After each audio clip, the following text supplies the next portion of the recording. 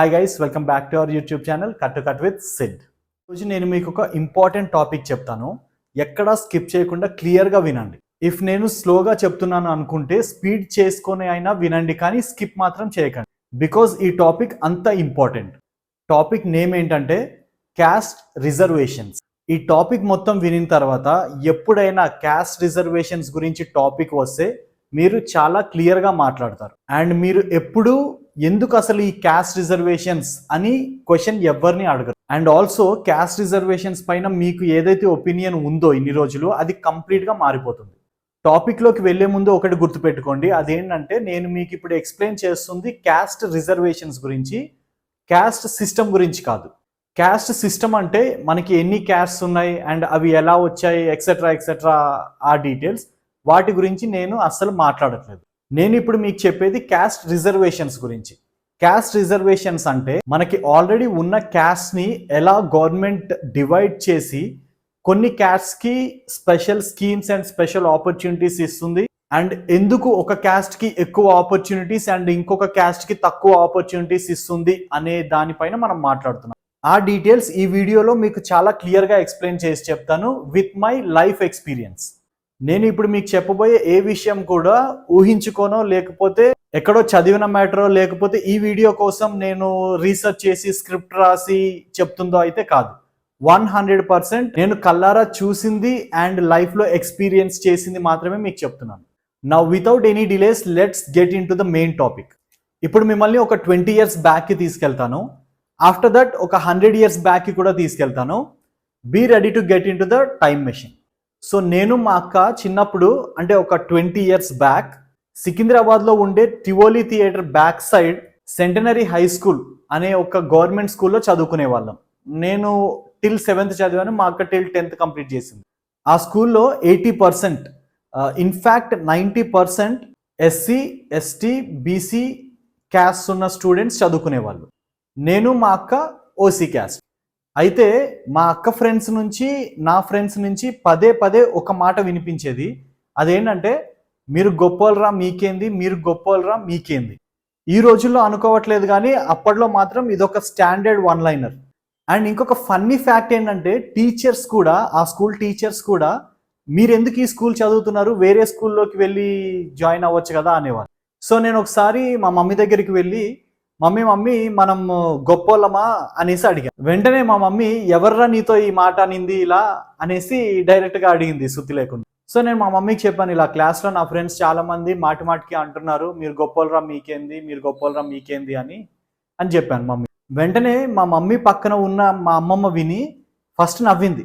ఆ తర్వాత నన్ను ఒక 80 to 100 years బ్యాక్కి తీసుకెళ్ళి ఏం చెప్పిందంటే, అమ్మమ్మ వాళ్ళ అమ్మ నాన్న కథ చెప్పింది.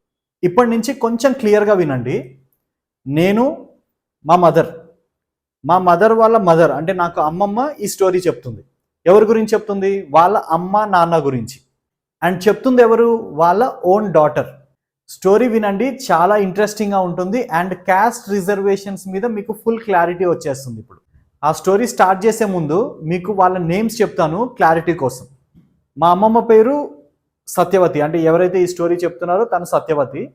వాళ్ళ అమ్మ నాన్న స్టోరీ చెప్తుంది. వాళ్ళ అమ్మ పేరు వచ్చేసి అప్పల నరసమ్మ అండ్ నాన్న పేరు వచ్చేసి పెంటయ్య.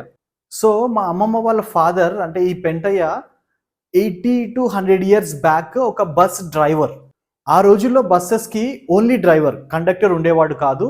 అండ్ బస్కి 2 sides ఎంట్రన్స్ ఉండేది కాదు, ఓన్లీ మెయిన్ ఎంట్రన్సే ఉండేది, బ్యాక్ సైడ్ ఎంట్రన్స్ ఏమి ఉండేది కాదు. సో ఒక ప్యాసింజర్ ఆ బస్లోకి ఎంటర్ అయ్యేటప్పుడు ఎక్కడ దిగాలో ఆ డ్రైవర్కి చెప్తే ఒక అమౌంట్ చెప్తాడు. అండ్ ఇక్కడ టికెట్ రిసిప్ట్ కూడా ఉండేది కాదు. Just remember, it's 80 to 100 years back story. So ఈ డ్రైవర్ పెంటయ్య రోజంతా ఆ బస్ ఎక్కిన ప్యాసింజర్స్ దగ్గర తీసుకున్న డబ్బులు నిజంగా డిపోలో end of the day submit చేస్తారంటారా? Let's see. కండక్టర్ లేడు, రిసిప్ట్ లేదు, అండ్ కెమెరాస్ కూడా ఉండవు, ఏమీ లేవు. సో ఆబ్వియస్లీ ఎంతో కొంత డ్రైవర్ సైడ్ చేస్తాడు. ఇన్ఫ్యాక్ట్ మొత్తం సైడ్ చేసి కొంచెం ఏదో గవర్నమెంట్కి ఇచ్చినా పెద్ద సర్ప్రైజ్ అవ్వక్కర్లేదు, because he's a human. So ఈ డ్రైవర్ ఏం చేసేవాడంటే, డ్రైవర్ పెంటయ్య బస్ ఎక్కిన వాళ్ళందరి దగ్గర తీసుకున్న మనీని డిపోలో ఎండ్ ఆఫ్ ద డే మొత్తం తీసి ఇచ్చేసేవాడు. ఈరోజు కలెక్షన్ ఇంత వచ్చింది సార్ అని చెప్పి మొత్తం అమౌంట్ ఇచ్చేసేవాడు. ఇంటికి వెళ్ళాక తన షర్ట్కి ప్యాంట్కి ఉన్న పాకెట్స్, సీక్రెట్ పాకెట్స్ నుంచి డబ్బులు తీసి మా అమ్మమ్మ వాళ్ళ అమ్మకి ఇచ్చేవాడంట. అందులో నుండి ఒక 2 కాయిన్స్ తీసి మా అమ్మమ్మకి ఇచ్చేదంట వాళ్ళ అమ్మ, ఏమైనా కొనుక్కో అని చెప్పి.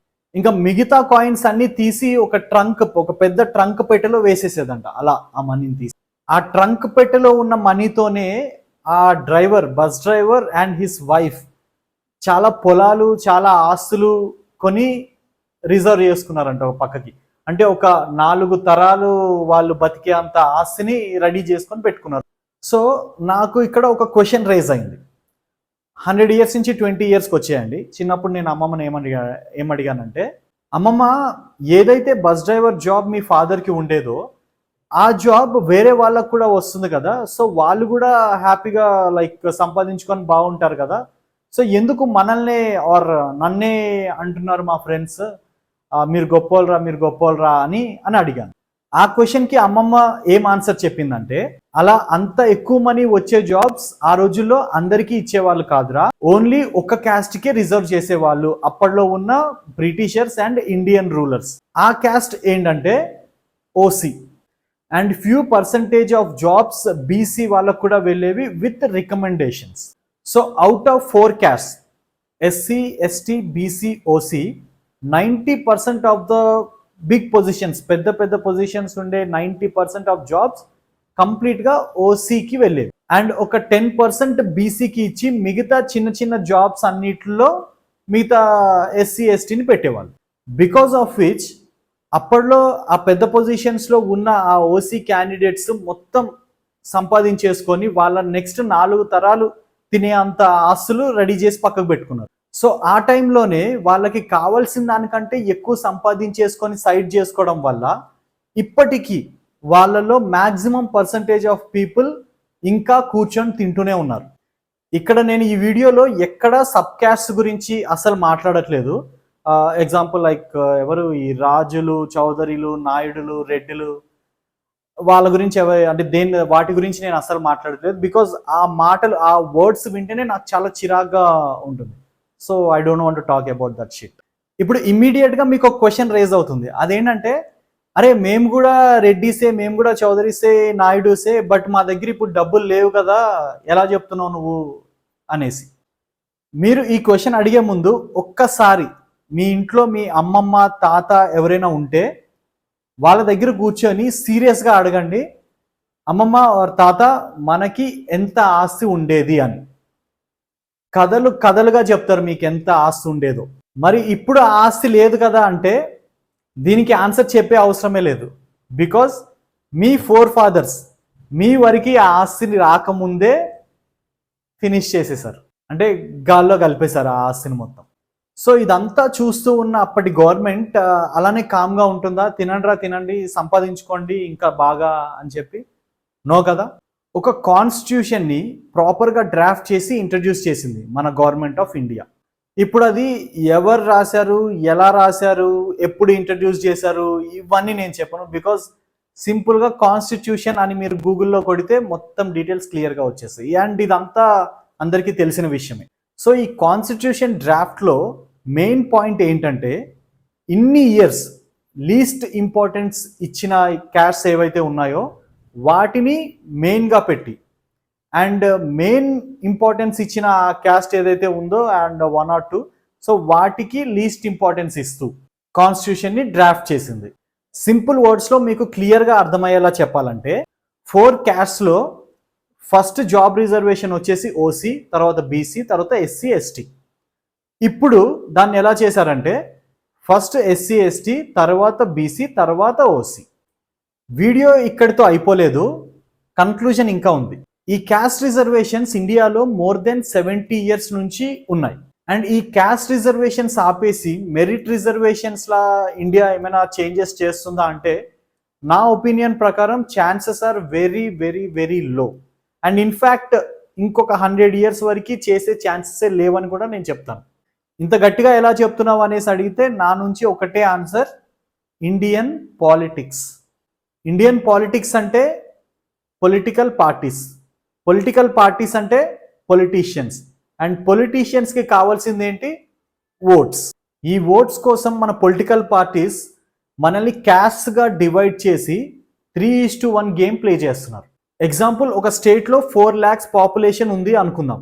అందులో 1 lakh పాపులేషన్ వచ్చేసి OC caste and remaining 3 lakh population వచ్చేసి మిగిలిన క్యాస్ట్. ఇందాక చెప్పా కదా, పొలిటీషియన్స్కి కావాల్సింది ఏంటి? ఓట్స్. సో ఆ 1 lakh పాపులేషన్ని పక్కన పడేసి మిగిలిన 3 lakh పాపులేషన్ కోసం వాళ్ళని అట్రాక్ట్ చేసే స్కీమ్స్, ఆపర్చునిటీస్ అండ్ డిస్కౌంట్స్ ఇస్తూ వాళ్ళ ఓట్స్ తీసుకుంటున్నారు. అది ఎలా అంటే, ఒక చిన్న స్టోరీ చెప్తాను మీకు, నా లైఫ్లో జరిగిన నా own story.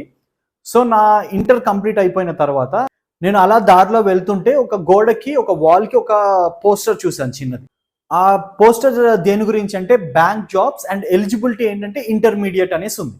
So as I have completed my intermediate, నేను అనుకున్నాను నేను ఎలిజిబుల్ అనేసి అనుకొని నేను ఏం చేశానంటే, ఏదైతే ఆ ఇన్స్టిట్యూట్ నేమ్ ఉందో ఆ పోస్టర్ పైన, ఆ ఇన్స్టిట్యూట్కి కాల్ చేసి వాళ్ళ దగ్గరికి వెళ్ళాను. అది ఎక్కడుందంటే మన remedy hospital, KPHB remedy hospital దగ్గర ఉంది. అండ్ మేము వచ్చేసి ప్రగతి నగర్లో ఉండేవాళ్ళం, అక్కడ జేఎన్టీ దగ్గర. సో దగ్గరే కదా అని చెప్పి నేను ఆ ఇన్స్టిట్యూట్కి వెళ్ళి డీటెయిల్స్ కనుక్కుంటే, లైక్ 2 months కోర్స్ ఉంటుంది, 10,000 అనేసి చెప్పారు. సో నేను ఆ ఫీజ్ డీటెయిల్స్ మా మదర్కి చెప్పి 10,000 తీసుకొని వెళ్ళి పే చేశాను. పే చేసి 2 months నేను కంప్లీట్గా కోర్స్ నేర్చుకున్నాను. మొత్తం అందులో మనకి ఈ స్టాట్స్ అని అండ్ యాప్టిట్యూడ్, రీజనింగ్, మీకు తెలుసు కదా అవి ఉండేవి ఆ సబ్జెక్ట్స్. సో అవన్నీ మనము నేర్చుకొని నీట్గా ఆ end of the 2nd month మా సార్ ఏమన్నాడంటే, సరే ఒక నోటిఫికేషన్ ఏదో పడింది, వెళ్ళి ఫీజు కట్టి టెస్ట్ రాయండి, ఎగ్జామ్ రాయండి అని చెప్పాడు. సో మా కాలనీలోనే ఒక ఇంటర్నెట్ కేఫ్కి వెళ్ళి ఒక సిస్టమ్ తీసుకొని ఇంకా జాబ్ డీటెయిల్స్ చూద్దామని చెప్పి కూర్చున్నాను. సో ఆ జాబ్ డీటెయిల్స్ చూడగానే నా మైండ్ బ్లాక్ అయిపోయింది. సో ఆ జాబ్ నోటిఫికేషన్లో ఉన్న ఫీజు చూస్తే ఎస్సీ ఎస్టీకి 50 రూపీస్, బీసీకి సమ్ 150 రూపీస్ అండ్ ఓసీకి సమ్వేర్ అరౌండ్ 350 ఉండేది ఫీజు. నాకు అప్పట్లో ఒక 2 minutes ఏం అర్థం కాలే, సమ్ సిస్టమ్ ఎర్రరా ఇదేమైనా అనేసి అనుకున్నాను. బట్ తర్వాత అర్థమైంది, ఎస్ సిస్టమ్ ఎర్రరే అని. కాకపోతే ఇండియన్ గవర్నమెంట్ సిస్టమ్. ఆ బ్యాంక్ ఎగ్జామ్కి ఆ అమౌంట్ నేను పే చేయలేదు, అండ్ నెక్స్ట్ డే నుంచి ఆ ఇన్స్టిట్యూట్కి కూడా నేను వెళ్ళడం మానేశాను. బికాజ్ నాకు అప్పటి వరకు క్యాస్ట్స్ ఉంటాయని తెలుసు, కానీ ఒక్కొక్క క్యాస్ట్కి ఒక్కొక్క రేట్ ఉంటుంది అని మాత్రం తెలియదు. సో ఇలా మన పొలిటీషియన్స్ మనల్ని క్యాస్ట్స్గా డివైడ్ చేసి ఓట్ బ్యాంక్స్లా వాడుకుంటూ హ్యాపీగా రూల్ చేసుకుంటున్నారు.